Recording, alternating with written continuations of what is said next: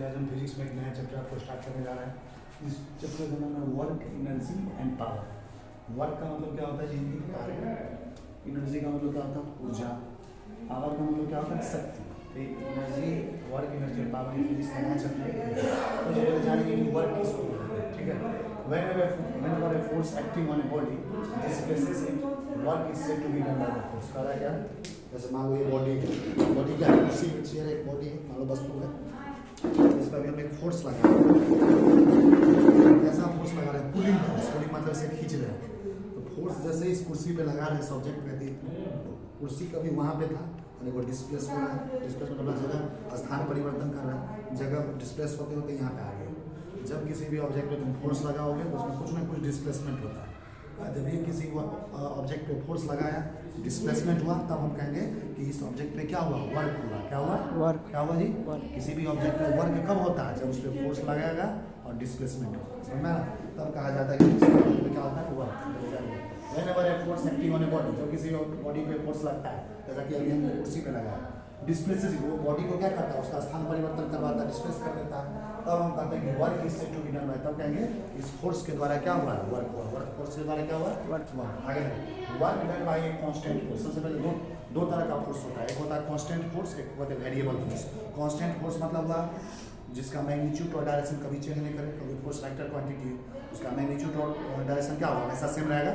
और variable force क्या है, या तो फोर्स से कभी मैग्नीट्यूड चेंज होगा तो कहेंगे वेरिएबल फोर्स है, या डायरेक्शन चेंज होगा तो वेरिएबल फोर्स है। मैग्नीट्यूड डायरेक्शन दोनों चेंज होगा तभी कहेंगे वेरिएबल फोर्स है। अगर है work done by constant force is equal to the scalar product of the force F vector applied and the displacement D vector of the point of application. करा जिस point पे force लग रहा है उस पॉइंट ऑफ एप्लीकेशन पे जो object का डिस्प्लेसमेंट है उसको क्या मान ली, D वेक्टर, और जो फोर्स लगा उसका क्या होगा, F वेक्टर, है ना। तो वर्क क्या होगा, वर्क जो होगा डायरेक्ट किसके बराबर होता है, फोर्स वेक्टर और डिस्प्लेसमेंट वेक्टर के स्केलर प्रोडक्ट का। दोनों को डायरेक्ट गुना कर देंगे, ठीक है। फोर्स वेक्टर और डिस्प्लेसमेंट वेक्टर दोनों को गुना करोगे तो क्या मिलेगा, वर्क मिलेगा। क्या मिलेगा, अब देखो वर्क की जो स्केलर क्वांटिटी, वर्क कैसा क्वांटिटी है, स्केलर क्वांटिटी। स्केलर क्वांटिटी वैसे क्वांटिटी को कहते हैं जिसको सिर्फ और सिर्फ मैग्नीट्यूड चाहिए। क्या चाहिए, मान चाहिए, डायरेक्शन की जरूरत नहीं होता, दिशा का जरूरत नहीं होता। वर्क की उसी तरह का क्वांटिटी, स्केलर क्वांटिटी जिसको सिर्फ मैग्नीट्यूड चाहिए। आगे work done bye a constant force. अभी हम देखेंगे दो तरह के फोर्स होते हैं, एक होता है कांस्टेंट फोर्स, एक होता है वेरिएबल फोर्स। तो सबसे पहले सीखेंगे कि कांस्टेंट फोर्स के द्वारा वर्क डन कैसे निकालते हैं, किसी भी कांस्टेंट फोर्स के द्वारा वर्क डन कैसे निकालते हैं। If the direction and magnitude of a force applied on a body is constant, मान लो किसी भी बॉडी पे फोर्स लग रहा है तो फोर्स के पास दो चीज़ होता है ना, फोर्स वेक्टर क्वांटिटी होता है, मैग्नीट्यूड भी होता है, डायरेक्शन।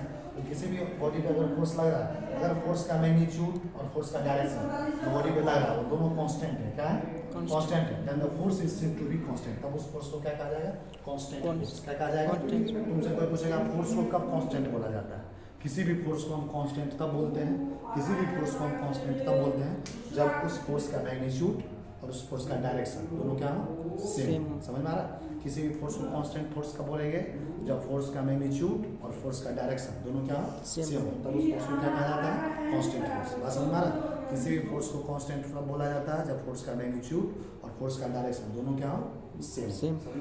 आगे work done by constant force. अब हम देखेंगे किसी भी कांस्टेंट फोर्स के द्वारा वर्क डन कैसे निकालते हैं। समझ में आ रहा, देखो वर्क डन कांस्टेंट फोर्स के द्वारा निकालने का एक फार्मूला होता है, अभी हम पढ़े, वर्क बराबर क्या होगा, फोर्स गुना डिस्प्लेसमेंट। तो वर्क बराबर क्या होगा, force Guna component of displacement along the force. करा फोर्स ले लो और उसको गुना कर देना है डिस्प्लेसमेंट के कंपोनेंट को, किस डिस्प्लेसमेंट के कंपोनेंट को, जो फोर्स के डायरेक्शन में, फोर्स के अलोंग होगा। मतलब फोर्स के द्वारा डिस्प्लेसमेंट हुआ किसी ऑब्जेक्ट का, तो डिस्प्लेसमेंट किस डायरेक्शन में लेंगे, फोर्स के डायरेक्शन में लेंगे। तो फोर्स को गुना करेंगे डिस्प्लेसमेंट के कंपोनेंट को, किस तरह के कंपोनेंट को, जो फोर्स के डायरेक्शन में।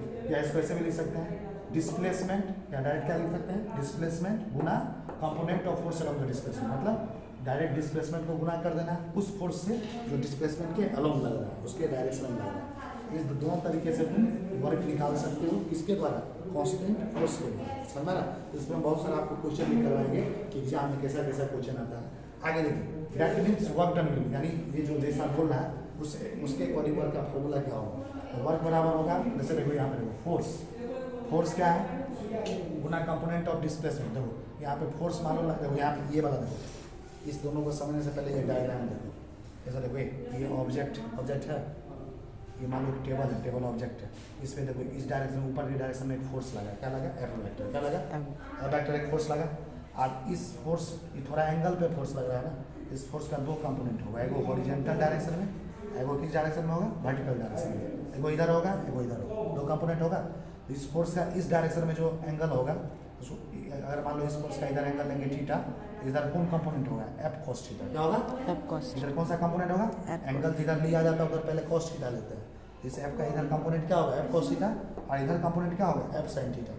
तो देखो ये जो एफ कॉस है, देखो इस टेबल पे फोर्स लगा इससे, और देखो टेबल यहाँ पे चला, जैसे फोर्स इस पे लगा, टेबल कहाँ पे आया? डिस्प्लेस होकर यहाँ पे आया, किस फोर्स के कारण? ये वाला, ये एफ कॉस थीटा, ये वाला एफ साइन थीटा इधर है, क्या इसके कारण डिस्प्लेसमेंट हुआ है? नहीं।